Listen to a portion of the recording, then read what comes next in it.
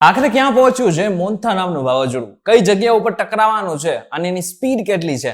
કઈ જગ્યા ઉપર તબાહી મચાવવાનું છે? આની સાથે સાથે ગુજરાતમાં પણ વાવાઝોડાના જે એંધાણ હતા એ દેખાતા હતા, પરંતુ એ સિસ્ટમનું શું થયું? આ બધી જ વસ્તુ આજના વિડીયોમાં જાણીશું. એટલા માટે થઈને આજનો આ ખાસ વિડીયો તમારા માટે જ બનાવેલ છે. આ વિડીયો એકવાર પૂરો જોઈને જજો.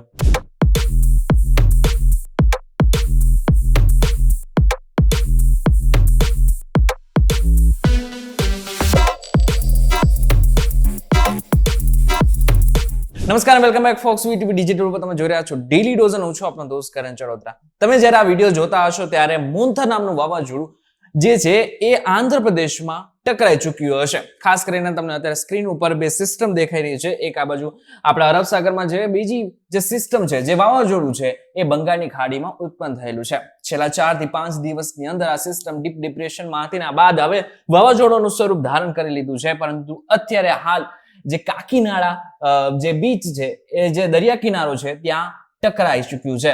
જે કાકીનાડાથી ખાસ કરીને મચ્છીપતમ એવું નામ છે એ જગ્યાનું, ત્યાં ટકરાઈ ચૂક્યું છે અને એની સ્પીડ 110 કિલોમીટર પ્રતિ કલાકની ઝડપે ફૂંકાઈ રહ્યું છે. આસપાસના હજારો લોકોને સુરક્ષિત સ્થળ ઉપર લઈ જવામાં આવ્યા છે. પરંતુ હા, એક વાત પાકી છે કે ના માત્ર આંધ્રપ્રદેશ પરંતુ એની સાથે સાથે તમિલનાડુ, કેરળ ઉપર જો જોવા જઈએ તો પશ્ચિમ બંગાળ અને બિહાર સુધી આની અસર જોવા મળી શકે છે. જો વરસાદની વાત કરીએ તો મધ્યપ્રદેશ, ગુજરાત અને આની સાથે સાથે ખાસ કરીને મહારાષ્ટ્ર સુધી તેની અસર પણ જોવા મળી શકે છે. ખાસ કરીને જો વાત કરવામાં આવે તો જે જગ્યા ઉપર અત્યારે આ વાવાઝોડું પહોંચ્યું છે, જ્યાં ટકરાયું છે, ત્યાં ખાસ કરીને મહત્વની વાત તો એ છે કે આ જે વાવાઝોડું છે એની ફૂલ સ્પીડ ઉપર છે અને બની શકે કે આગળના સમયમાં આંધ્રપ્રદેશના ઘણા બધા જે ઇમારતો છે એને પણ નુકસાન થાય, ઘણા બધા જે કાચા મકાનો છે એ પણ પડી શકે છે.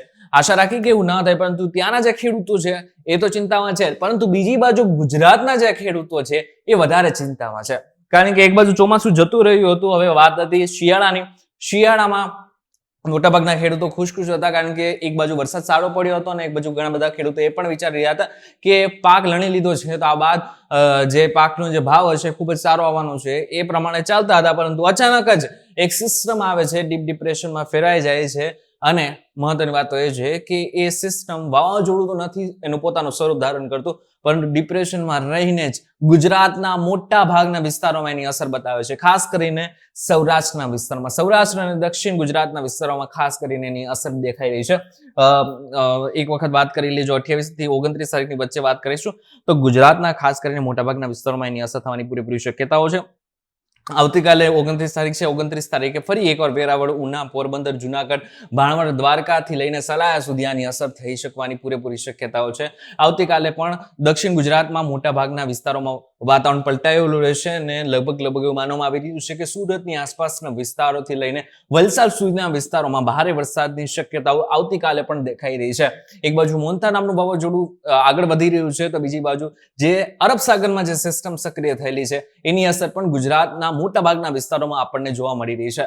મહત્વની વાત તો એ છે કે ના માત્ર ગુજરાતમાં પરંતુ મહારાષ્ટ્રથી લઈને તમિલનાડુ સુધી આ બધાની અસર દેખાઈ રહી છે. આ બધા જ રાજ્યોમાં એની અસર દેખાઈ રહી છે. અત્યારે હાલની જો વાત કરવામાં આવે તો 30 તારીખ ઉપર જતા રહીશું. 30 તારીખે વાતાવરણ પૂરેપૂરી રીતે પલટાઈ શકે છે અને આગળના સમયમાં એની અસર તમને દેખાતો હશે કે બીજી બાજુ મોન્થા નામનું વાવાઝોડાની અસર પણ ધીરે ધીરે ગુજરાત તરફ દેખાઈ રહી છે. એક બાજુ અરબ સાગરથી એક સિસ્ટમ આવેલી છે, એટલે બધી બાજુથી ગુજરાતના ખેડૂતો અને ગુજરાતના લોકોને ક્યાંક ને ક્યાંક તબાહી મચાવનારું આખી સિસ્ટમને વાવાઝોડું હોય એવું દેખાઈ રહ્યું છે. આ જે સિસ્ટમ છે 31 તારીખ આવતા લગભગ જુનાગઢથી ઉનાની આસપાસ આપણે દેખાઈ રહ્યું છે કે આ જે સિસ્ટમ છે આગળના સમયમાં જો બનશે વાવાઝોડું તો આગળના સમયમાં ચોક્કસથી 31 તારીખની આસપાસ વેરાવળથી પોરબંદરની વચ્ચે આ જે સિસ્ટમ છે ટકરાઈ શકે છે અને ભયાનક એવો વરસાદ પણ આવી શકે તેવી શક્યતાઓ હાલ વિંડી દ્વારા આપણને જોવા મળી રહી છે. પોરબંદર, જુનાગઢ, વેરાવળ ને આસપાસના બધા જ વિસ્તારોની અંદર ખાસ કરીને ભારેખમ વરસાદ પડી શકે છે, જ્યારે બાકીના સૌરાષ્ટ્રના મોટાભાગના વિસ્તારોમાં પણ છૂટો છવાયો વરસાદથી લઈને ભારે વરસાદ પડી શકે છે. બીજી બાજુ મધ્ય ગુજરાતમાં અને કચ્છમાં સામાન્ય એવો વરસાદ પડી શકે છે 31 તારીખ સુધીમાં. અને 1 તારીખ આવતા જે વાતાવરણ છે એમાં ઘણો બધો ફેરફાર થઈ શકે છે. 1 તારીખ આવતા જે સિસ્ટમ છે ધીરે આગળ વધતી રહેશે.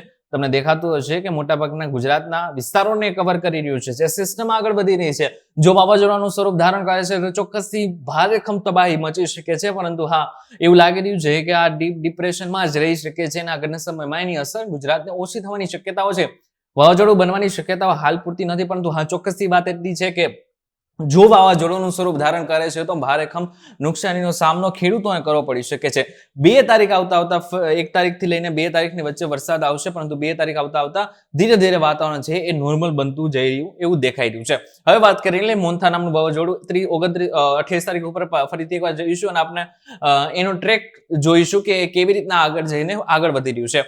28 તારીખે આ જે વાવાઝોડું ટકરાવાનું છે 7 વાગ્યાની આસપાસ આ વાવાઝોડું ટકરાયું છે અને આ બાદ ધીરે ધીરે એ એનો પોતાનો ફેલાવો કરશે. મહત્વની વાત તો એ છે કે તમને એક વસ્તુ દેખાતી હશે, એ છે આ લાલ કલરનું બિંદુ, એની અંદર સફેદ કલરનું પટ્ટું.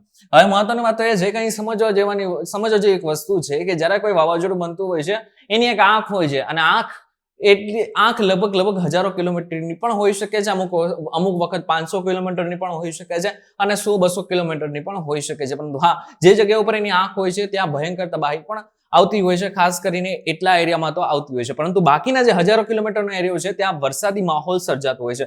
જેવી રીતના તમને અત્યારે દેખાય છે કે 29 તારીખ 30 તારીખ આવતા આ છે તમને દેખાતું હશે કે આંધ્રપ્રદેશથી તમિલનાડુ અને આની સાથે સાથે કર્ણાટકના વિસ્તારોને પણ અસર કરીને આગળના સમયમાં પશ્ચિમ બંગાળના વિસ્તારોમાં એન્ટર કરશે અને આ બાદ ધીરે ધીરે આગળ જઈને એ ફરી એકવાર ડીપ ડિપ્રેશનમાં અને પછી ડિપ્રેશનમાં ફેરવાઈને વાવાઝોડું વિખરાઈ જવાની શક્યતાઓ છે. પરંતુ ત્યાં સુધીમાં આ વાવાઝોડુંની અસર ઉત્તર પ્રદેશ સુધી થવાની પૂરેપૂરી શક્યતાઓ હાલ દેખાઈ રહી છે. 1 તારીખ આવતા બંનેમાં જો એક બાજુ યુપીમાં વાતાવરણ બદલાશે તો બીજી બાજુ ગુજરાતમાં પણ એ જ રીતના વાતાવરણ બદલાવાનું છે.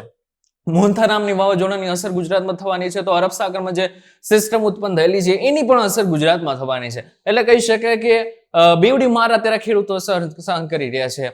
જો કે સરકારનું પણ કેવું છે કે આગળના સમયમાં જો નુકસાની જશે તો એની સર્વે કરીને એની માહિતી લોકો સુધી પહોંચાડવામાં આવશે. પરંતુ મહત્વની વાત એ છે કે આગળના સમયમાં જો નુકસાન થશે ત્યારે ચોક્કસથી મહત્વની વાત એ છે કે આ નુકસાની ન જાય એટલા માટે થઈને સરકારને કંઈક મદદ કરવી જ પડશે. ત્યારે હવે આ બાબતને લઈને તમારું શું કહેવું છે મને જરા કોમેન્ટ કરીને ચોક્કસથી કહેજો. વિડીયો થકી જો તમને કોઈ ઇન્ફોર્મેશન મળે તો વિડીયોને લાઈક અને શેર જરૂરથી કરજો તથા આ જ ઇન્ફોર્મેટિવ વિડીયોઝ માટે વીટીવી ડિજિટલ સાથે જોડાયેલા રહેજો.